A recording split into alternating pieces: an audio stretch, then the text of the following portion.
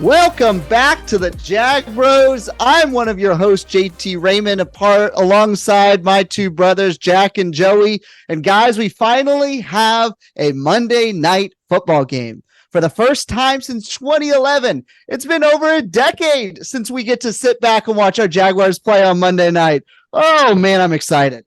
This team is special, and we have some big primetime games, starting with a Monday Night Football. Josh Allen, after the victory on Sunday, said, hey, I've never even played in a Monday night game, so the energy is going to be electric in the bank. Even though this isn't the same Bengals team without Joe Burrow, it's still going to be an awesome game for the Jaguars. This is a game where we can go ahead and national media go destroy a team. This Bengals team without Joe Burrow is barely an NFL team. Don't misstep. Don't sleep on them, but go out there and punch them in the mouth and show everyone that the Jaguars are here. Go do what the Dolphins did. Drop 70 on their head and then see how the national media reacts. This is a huge game, and I think we need to blow them out of the water for people to really take a look at Jacksonville again. Yep, Jacksonville is only favored a measly 8.5 points against the Bengals, who will be starting Browning. But we'll dive in more to the Bengals offense against our defense here in a second. We'll start on our side of the ball before we get into score predictions as well. Joey, take us to the offensive side of the ball. What do we need to do against this Bengals defense that seems to not be playing as well as they were playing in the past couple of years? Definitely. It seems like their run defense isn't great. They've given up quite a few rushing yards. They are 19th right now in points allowed per game, with averaging 22 points to the other team. The only kind of stat that they're good at right now is interceptions. They're fourth in the league right now with 12 interceptions. So they're a bit of an opportunistic. They try to jump passes, but that also allows a better quarterback like Trevor Lawrence to take advantage of those who try to jump the pass, try to float it over them, and go ahead and go get some big plays and throw the ball deep this game, because they're also really bad at giving up deep plays. Joey, you're way too kind to their defense. Pretty not great on run defense. Their run defense is terrible. They're one of the worst 3 run defenses in the NFL right now, a significant downgrade compared to some of the defenses we've been playing over the last few weeks. This is the time for ETN and maybe even Tank Bigsby, if the score is out of hand, to get going on the ground. Look, outside of like the Cardinals and the Giants and the Jets, like they are not a very good run defense, and this should be a game where you have success on the ground. Yeah, there's a lot of holes in this defense. And I will say, Joe, you did bring up a good point of this is an opportunistic defense. So they're pretty much the bottom of every stat. They're bottom 10 in pass yards. They're bottom 5 in rushing yards, of giving up the most in those areas. And then they're second to last in yards per carry on the ground with 5 yards per carry. And so that means if you're running at 5 yards, you're getting a first down before you even need to hit third down. All you need to do is just keep running it and you keep getting first downs. But they have done well at turning the ball over. And so they are currently 4th in interceptions with 12, and they're also in top 10 in fumbles recovered with 7. So we have seen our offense at times turn the ball over a little too much. And so we need to have a clean game, but this should be a big game. If you're a fantasy football fans, you could start a lot of Jaguars in this game and be rewarded pretty heavily, because the Bengals give up yards in bunches. That's true. And also something about our offense, seems like Travis Etienne may have gotten a little hurt against Houston. I heard that he had a chest injury, and that's why he came out a little bit during that game.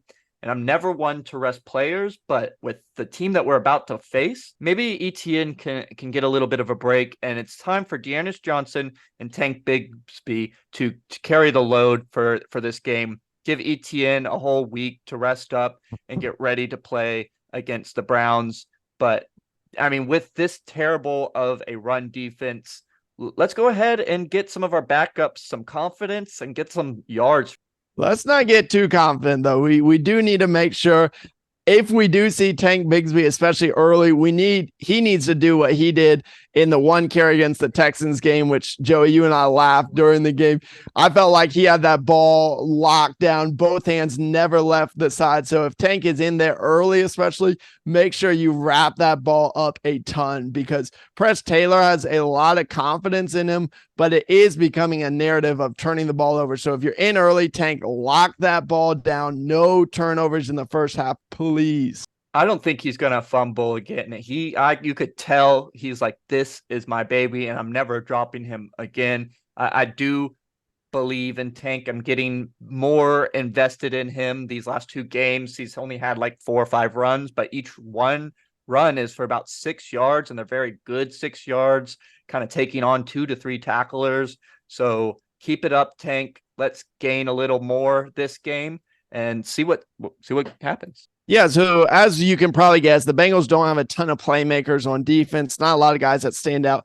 Actually, perhaps their best player on defense is currently day-to-day battling some injuries. That's Logan Wilson, linebacker. He has 89 tackles, putting him up pretty high in the NFL right now in that category. He also has 3 interceptions. So be watching the Bengals injury report to see if he's going to play on Monday. And then their best defensive back so far has been Cam Taylor-Britt. He's 24 years old, second year in the league. He's given up, just like the rest of their secondary, some big plays, but he also does have 4 picks. So watch out for Taylor-Britt and watch out for Logan Wilson if he is playing on Monday. Yeah, it'll be good if Logan Wilson actually doesn't play against us, because not only is he one of their best defensive players, he also is the guy who seems to hurt the most people. He's the one who just put Mark Andrews out for the season. He also put Lamar Jackson into the tent. Luckily, he came back, but he's very good at that hip drop tackle and seems to injure quite a few people. So if we can keep him on the sidelines and keep our players healthy, that would be really great. One last thing on the offense before we switch to the defensive side of the ball. The Steelers just played these guys last week in Cincinnati. Najee Harris ran for 99 yards, and Pat Freiermuth, their tight end, came back from an injury and had 9 receptions for 120. So I'll double down saying that I think we're going to have success on the ground, and this may be our chance to really rev up Evan Ingram and potentially get him a touchdown in the game on Monday night. Love that call out, JT. And yeah, so let's look now at our defense going up against the Bengals offense. Again, this is a night and day offense without Joe Burrow. Very much what you're seeing a lot in the NFL nowadays is this is an offense built all around the quarterback. So even though the Bengals still have some incredible weapons, the problem is that they have Jake Browning, an undrafted free agent from 2019, playing only his 4th career NFL game. And so the drop off from Joe Burrow, arguably one of, if not top 2 or top 3 best quarterbacks in the league, is not going to be playing, and you're instead going to be going up against Jake Browning. So is there any concerns that you have for the Jaguars defense on Monday against the Bengals offense? No. I mean, their offensive line is just as bad as ours or the Giants. Jake Browning's going to go get sacked a bunch, hopefully, by Josh Allen and Trayvon Walker. T. Higgins still may be out, so you don't have to really worry about him. And Jamar Chase has been battling some injuries as well. And as you said, you have an undrafted quarterback. I mean, this may be a complete blowout. Yeah, on paper, this absolutely should be. Last game against the Steelers, and the reason why I keep bringing this up is because this was Browning's first start, is they had 22 minutes of time of possession against the Steelers, who are not that great on offense by any means. And then if you look at all of their possessions, it's 3 plays, it's 4 plays, it's 4 plays, it's 3 plays, it's 5 plays, it's 1 play, it's 4 plays, it's 3 plays. Only one drive they actually have more than 5 plays, and that was a drive that ended in an interception. So I mean, look, barring Jamar Chase going for 200 yards and just running wild, there's not really a scenario where I see the Bengals having any type of success on the offense. And we can just about wrap up the breakdown here, because the Steelers also had 4 sacks against Browning. So that's going to be a number for us to hit as well. This is a situation where the Bengals offense revolves so much around Joe Burrow. You got to almost feel a little bit bad for them because they have some incredible weapons. Jamar Chase, T. Higgins. Yeah, he's been battling injuries, Joey, all season. So it's going to be interesting to see if he goes or not, or if he'll be 100%. Joe Mixon is a good, not great running back. Tyler Boyd is another good weapon. But the problem is you just don't have anyone to get them the ball. And honestly, what I think you may see from the Bengals for the rest of the year is that they might do what they did in Joe Burrow's season, which is tank, not necessarily intentionally, but lose a lot of games and get another weapon for Joe Burrow. So maybe next year the Bengals are scary, but there is nothing scary about this Bengals team on Monday night. Yeah, I mean, to be honest, I only feel sorry for the Bengals. They were trying to fight their way back from a terrible start. They were starting to gain some momentum, and then Joe Burrow goes down again, and then this is the team that they kind of have. I'm glad to get the easy W, knock on wood, but I also am going to miss Joe Burrow and seeing a awesome gun battle between him and Trevor Lawrence. It's just kind of sad that we don't get that game. Yeah, that would have been a really fun one to see a young Burrow and a young Trevor go head to head. And so with the current roster as it is, as we start turning the corner to predictions and keys to the game, what do you guys want to see offensively and defensively as your key to the game, either to make sure we get a win or just to make sure we're playing the best we can possibly play? I'll get us started on keys. I think defensively, it's going to be all about playing aggressive. We've already played Mahomes. We've already played Josh Allen. We've played now CJ Stroud twice. And this is a completely different game. And I have 100% trust that Coach Caldwell is going to do this. He's going to blitz. He's going to press coverage. He's going to make Browning do something other than just short screens or short slants. He's going to make him beat them. And so defensively, I think the keys is to get big plays early. So I think at least 3 either sacks or turnovers in the first half from our defense. And then offensively, let's just light them up. I don't know about 70 points, but I think this is a game that Trevor has been throwing. He's been airing it out. He's been taking off some of that pressure for ETN to get 110% for the playoffs. So I think Trevor needs to and should have over 300 yards again on Monday night in primetime football. Another big game for Trevor. I'm going to take this a different direction. I'm going to take it as what do we need? What's a key to the game just for victory? And so offensively, I think we need to have less than 5 turnovers. I think if we have 5 turnovers, I think there's a decent chance we lose that game. And then defensively, I think I mentioned it already, but I think Jamar Chase has to have less than 200 yards. Barring those two things happening, I don't really see a way for us to lose that game, even if we have 4 turnovers. Yeah, that's pretty much all we have to do is just don't shoot ourselves in the foot. Don't give a kickoff return for a touchdown. Don't fumble, throw interceptions. If we play a clean game, even if it's not our best game, we win by a landslide. I mean, that's all we pretty much have to do. But I'm going to say, like Jack said, this is a chance for our defense to go get the number 1 turnover spot again.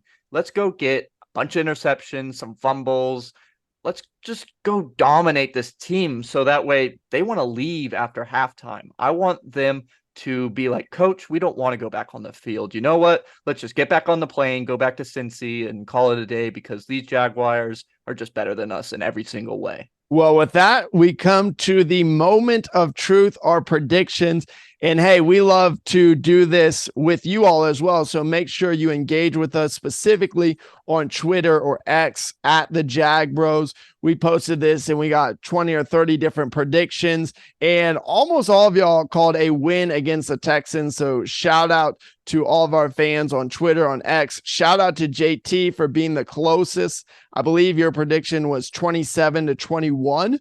So almost called it to the exact number. But in this game, what is your prediction? Big game Monday night, Jaguars versus Bengals. What is the final score on Monday? Well, I was closest last time. I'll go first this time. I think it is a blowout. I don't see us turning the ball over 5 times. I think the Jaguars win 34-3. Wow, that would be awesome, especially on primetime. You know, I took this a different direction as well. I thought, is there any possible way that we could lose this game? Now, this is a team that's come in too confident and lost some games that they perhaps shouldn't have, but we haven't lost to a bad team yet. And the Bengals without Joe Burrow are a bad team. I actually don't think we play our best football on Monday night.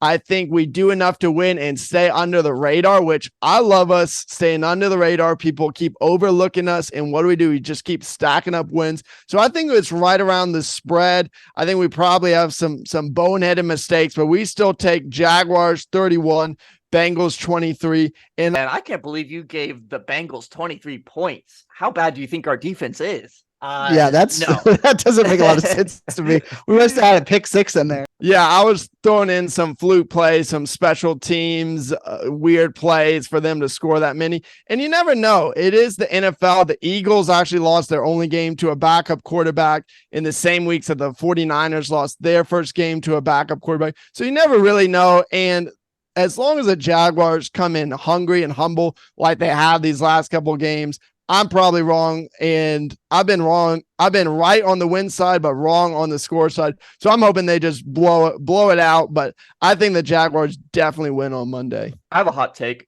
We won't see the starters after the first half. Whoa! It's going to be so bad and so ugly that we go ahead and put CJ Beathard in, and we put all the other backups in and start letting them get some time. Tank Bigsby will be the starting running back in the second half, gain him some confidence. And I believe that we are going to score 8 touchdowns and score 56 points to 0. That may be a historic win for the Jaguars. I think that's got to be the biggest win in Jaguars history. So I hope that happens. That would be amazing. Well, we love connecting with you. We love cheering on our Jacksonville Jaguars. We keep saying this team is special. This team is a team of destiny, and we believe that we're going to prove it on Monday night. 3 Jag Bros predictions, 3 Jags victories, 2 incredible blowouts, 1 historic blowout. But we're going to be tuning in. We hope all Jaguars fans will be there in the bank for potentially a historic victory on Monday night. First time in 12 years that we get to host Monday night. The eyes of the world will be on the Jaguars, and we're going to be cheering them on. So please connect with us on social media, whether it's Instagram, Twitter, Facebook, YouTube, and please follow our show on Spotify, Apple Podcasts, all podcast platforms, so that you know and get every update, every notification on a new episode. So the game is Monday night in Jacksonville, 8:15 p.m. Eastern, 7:15 p.m. Central. Let's see a massive Jaguars victory, and let's hear this a whole lot on Monday night on national TV.